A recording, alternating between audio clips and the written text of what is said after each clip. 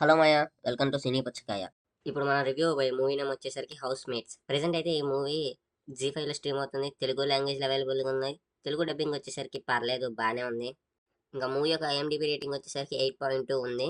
ఈ మూవీ అయితే basically sci-fi drama మీద ఉంటుంది. సైఫై అండ్ హారర్ మిక్స్తో ఉంటుంది. అలాగే మధ్య మధ్యలో కొంచెం కామెడీ యాంగిల్ కూడా ఉంటుంది.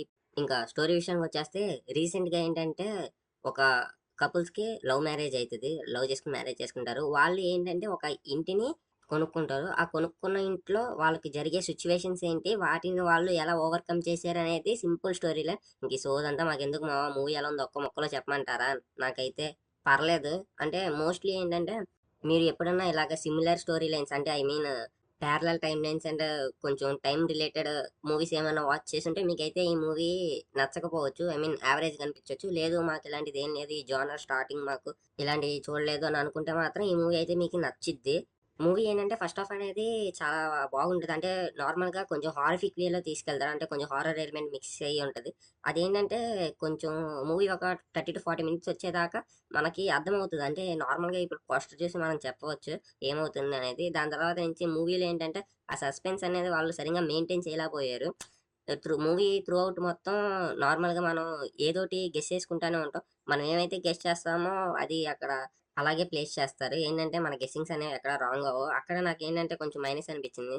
అలాగే ఈ మూవీలో ఏంటంటే కొన్ని సాంగ్స్ ఉన్నాయి. సాంగ్స్ అనేది వాళ్ళు ఒరిజినల్ లాంగ్వేజ్‌లోనే ప్లేస్ చేశారు. అదైతే బెస్ట్ అని చెప్పొచ్చు. అంటే తెలుగులోకి డబ్ చేసి గబ్బు చేయలేదు. ఇంకా మధ్య మధ్యలో ఏంటంటే కామెడీ సీన్స్ అనేవి ప్లేస్ చేశారు. ఆ కామెడీ సీన్స్ ఏంటంటే కొన్ని కొన్నిట్లో వర్కౌట్ అయ్యాయి. కొన్ని కొన్నిట్లో ఏంటంటే మరి నాకైతే కొంచెం సెట్ అవ్వలేదు. కొన్ని కొన్ని సీన్స్ అయితే ఓవరాల్ ది మూవీ మీద ఒక 2 to 3 సీన్స్ బాగా పేలాయి కామెడీ అయితే.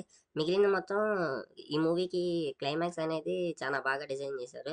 అంటే క్లైమాక్స్‌లో ఏంటంటే అది కూడా కొంచెం రివీలింగ్‌గా అది మనం కొంచెం గెస్ చేయగలుగుతాం.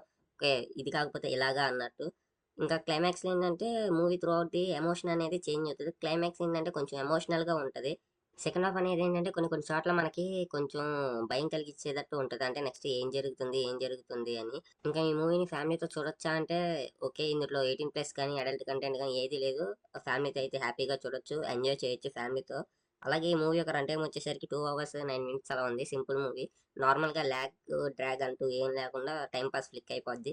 ఇంకా పర్ఫార్మెన్సెస్ విషయానికొచ్చేస్తే యాక్టర్స్ వాళ్ళకి ఉన్న రోల్‌లో వాళ్ళు బానే పెర్ఫార్మ్ చేశారు. ఏంటంటే మధ్యలో ఒక కమెడియన్ వస్తారు. కమెడియన్ వచ్చి నార్మల్‌గా హౌస్ చెకింగ్ సీన్ ఉంటది. ఆ సీన్ అయితే బాగా పేలింది నాకైతే. ఆ కమెడియన్ ఏంటంటే ఆ పార్ట్‌లోనే ఉంటారు. ఆయన యాక్టింగ్ అయితే బాగుంది. ఇంకా మిగిలిన వాళ్ళు వాళ్ళకున్న రోల్‌లో వాళ్ళు బానే యాక్ట్ చేశారు.